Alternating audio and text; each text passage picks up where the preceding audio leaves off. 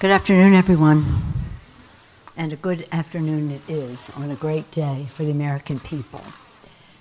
The biggest winner yesterday was the health care for American people, for our seniors and hardworking American families. Health care was on the ballot, and health care won. Yesterday's election was not only a vote to protect America's health care, it was a vote to restore the health of our democracy, the health of our democracy. Under the Constitution, I'm proud that the legislative branch is the Article 1, the first branch of government, the legislative branch. Right after that beautiful preamble stating our purpose, Article 1, the legislative branch, there as a co-equal branch of the other branches of government and a check and balance on other branches of government.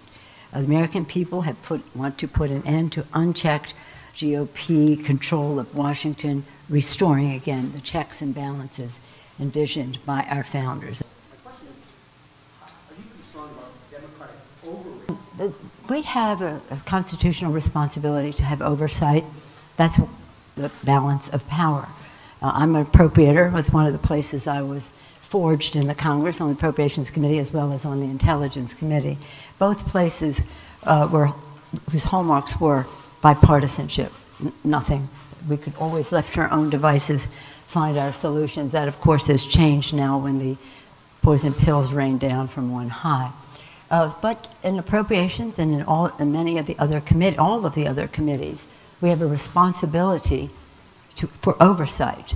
And hopefully, in the course of asking for information, we can just make the request and the information will come in.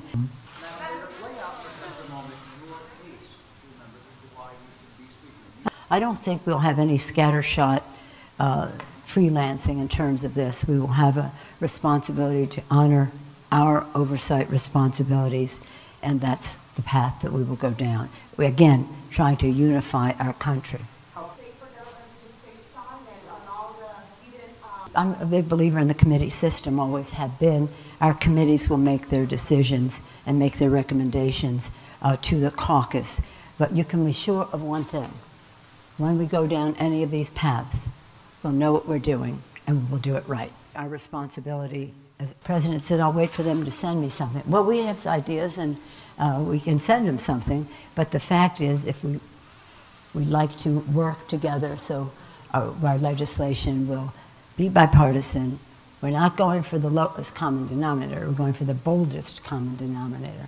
Our position will be a consensus within our own party of what we can support, but also welcoming other ideas. Do you have any concerns that these investigations could jeopardize your... I heard the President say, I deserve to be the Speaker. I don't think anybody deserves anything.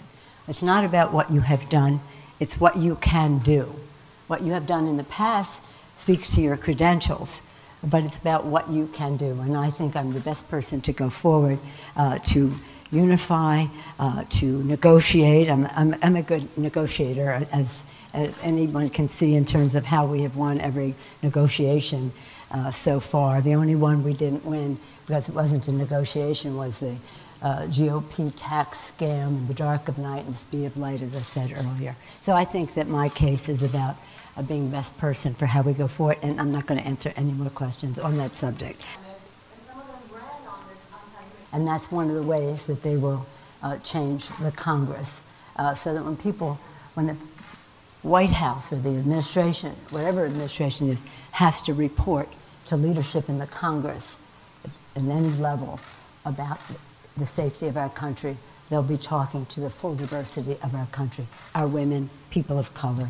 LGBTQ, and I think that's a very positive thing because people in the public will see people who share their values, their experience, their concern, making decisions about the safety and security of our country. Are you confident that you are going to be? Yesterday, Americans elected an extraordinary class of dynamic and diverse Democratic candidates.